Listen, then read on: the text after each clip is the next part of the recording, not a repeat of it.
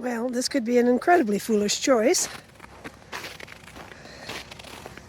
but I'm going for it.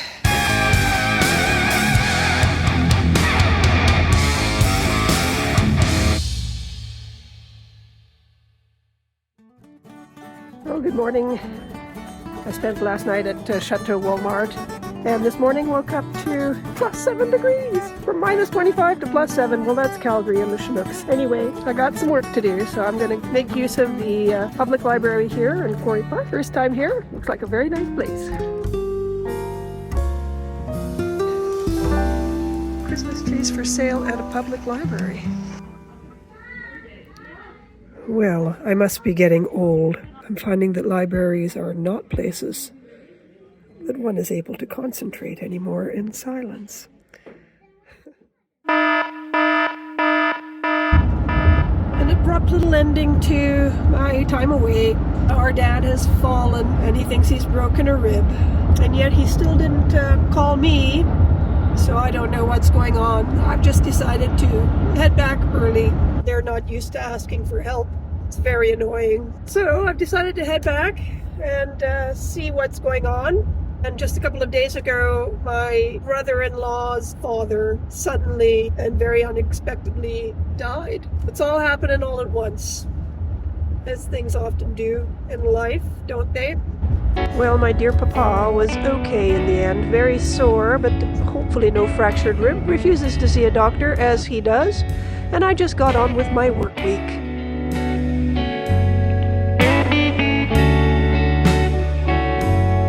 So after I finished my pet sit, I had a little more business to do, and then I went straight out to my parents' place and sorted, computer stuff. Changed a few high-reaching light bulbs, made sure everything was hunky-dory, and was on my way. It's tough having aging parents, especially when they live very remotely. This is not home to me.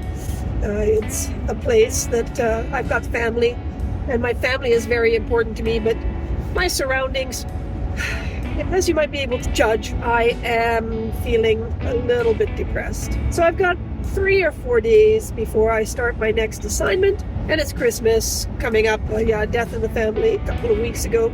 So it's all just feeling very gloomy. And I've decided to head into the local wilderness to an overlander spot by the main river that goes through here, the North Saskatchewan. And I might not be able to access it with my minivan, but we'll find out. So if it works out, it could be the perfect little decompression, mind reset, meditation location that'll get me through this little hump.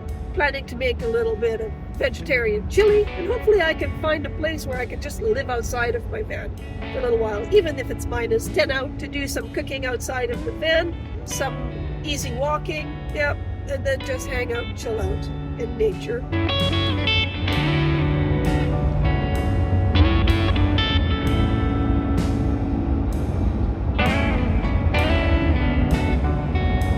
I guess I only feel comfortable in my skin when I'm on the road and when I'm in my little mobile space, of whatever kind that may be. At one point, it was a very cute little narrowboat on the British canals. It's been fancy motorhomes. It's been modest camper vans. And now it's a super modest minivan. But I feel so good in it.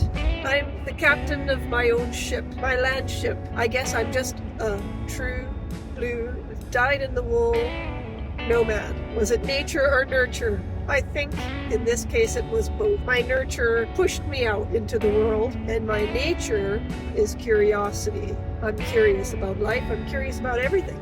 My original ambition in life was to be a journalist, and it just never did quite happen for a variety of reasons. So I became a chef, and I didn't particularly like cooking, but I got into a fairly decent school, and my mindset was, you can travel anywhere with that trade, so do it and be good at it, and then get to Europe. And that's what I did. And I've been going ever since. I know they are camouflaged and very difficult to spot, but you just might be able to see the clues that Drayton Valley is indeed an oil town. Welcome to beautiful downtown Drayton Valley. Why on earth they put up these large metal structures, I do not know.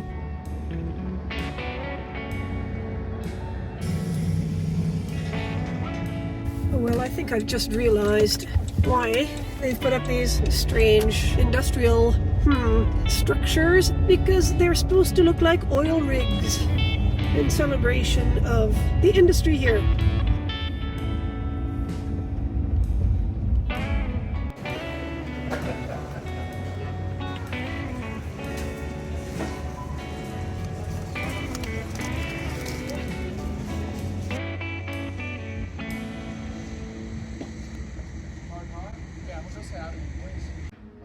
Well, no, I'm not planning to go on a rampage. However, I was thinking about a fire, and I sure wish I had thought about it before I left my dad's place, where he's got absolutely everything, including 5 years worth of split, dried, seasoned wood that I could have brought along instead of spending $12 for a puny little bag. I don't know if I'm going to be able to justify this at the moment. This would be a good minivan splitting wedge. I could do bigger logs and kindling with that to a degree. I think I'm going to wait and invest in some backcountry saws and see if my dad's got a spare splitting wedge axe like this, which is very, very efficient and useful. I guess this was the dumbest thing ever, that I left my dad's without grabbing some wood and some kindling and a saw and an axe. He would have been happy to lend me some equipment. Everything is so expensive here to buy new. But I didn't think of it. I just kind of wanted to do what I needed to do and get out of there. They were expecting some company, and I think things are really hard for them to negotiate now as their needs grow larger, and they're both very independent people, my father and my stepmother. And yeah, I just don't want to get in between them at all.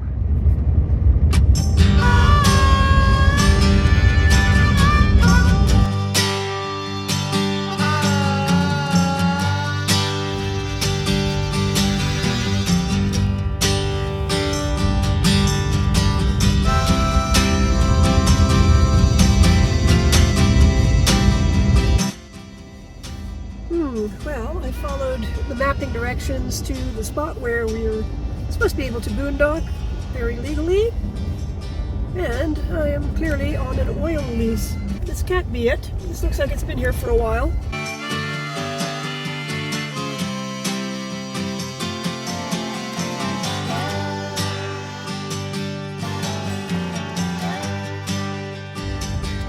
I will proceed with extreme caution. In fact, I'm going to back out, leave the car here, and go for a little recce and make sure I'm not going to get myself badly stuck.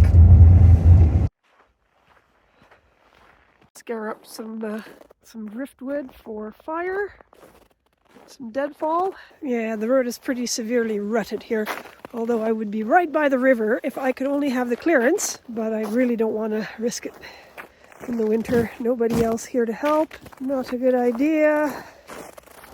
Even if I had chains, I think I would ground out.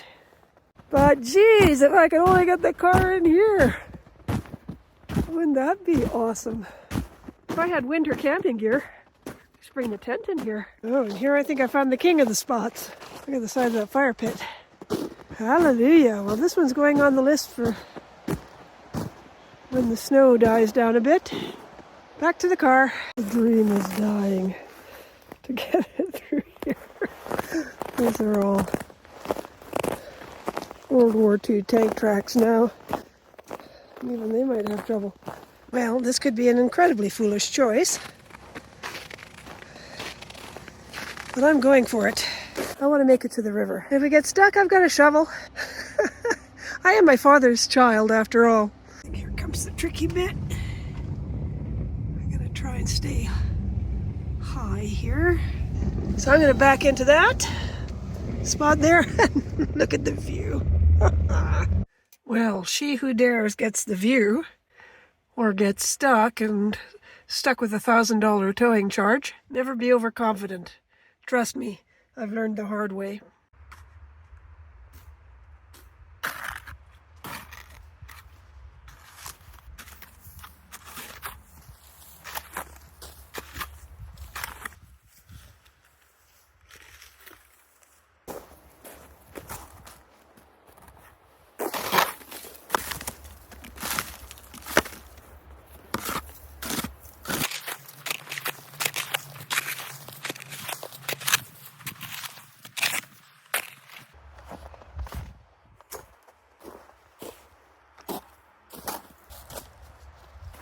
Better go find some wood.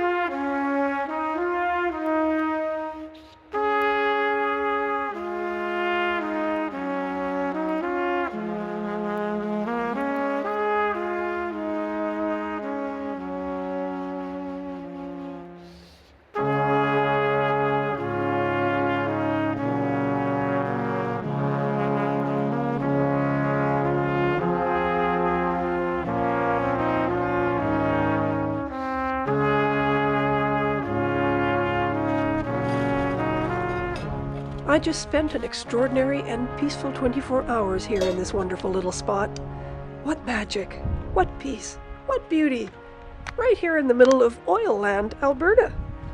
But the weather forecast had just changed, and I was worried about getting stuck down here with no means to get out. So quickly, I packed up the car and headed out and up the hill and onto the main road.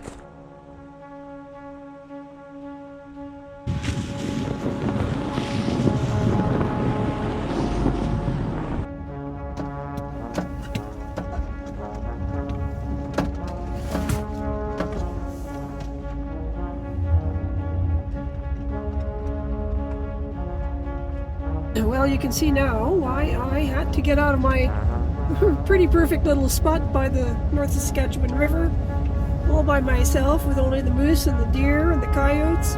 It started to snow, and the forecast says it's going to snow pretty much for the next couple of days. So naturally I did not feel like getting trapped down there. So I don't know where I'm going. It's dusk. I'm just going to head for the highlands where I can get a little bit of internet. Of the stolen Posh to hand himself in. It's to beat Manchester City 2-1 in their derby at the Etihad. Not good, but the reality is Old firm rivals Rangers on penalties after extra time finished at 3-all. Be confirmed by the government in the morning.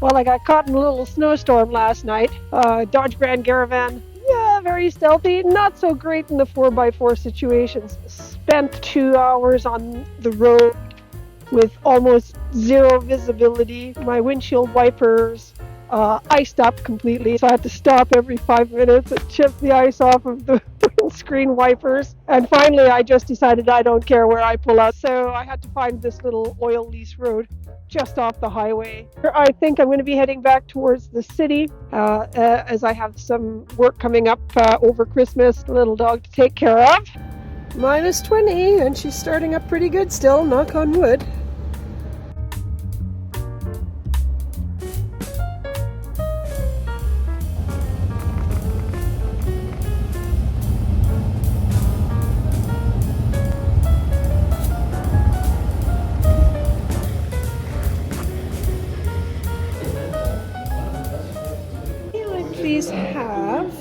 apple for sure.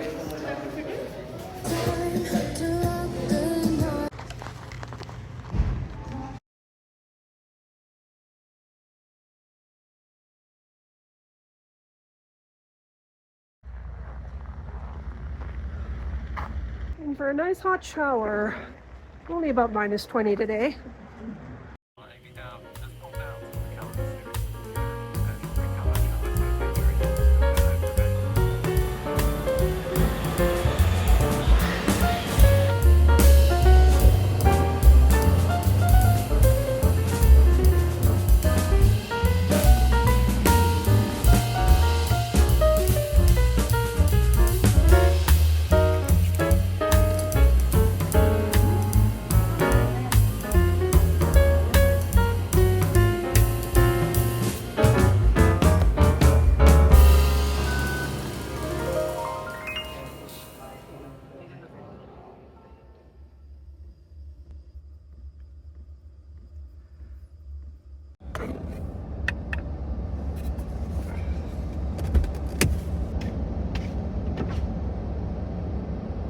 That was a very nice, quiet, snowy night of stealth camping in the big city. I'm on my way to a pet sit very shortly, and that's it for living in my little van for a couple of weeks. I'll be in somebody's house taking care of their dog. Yeah, always mixed feelings about that. In this kind of weather, you'd think that I'd be very happy to be cozied up in somebody's nice warm home with their little dog, but actually, yeah, I'm... But you gotta earn money to put fuel in the old tank, don't you? Anyway, it's almost Christmas. It's time to shut up shop, I guess. Heavy snowfall warning for the area anyway.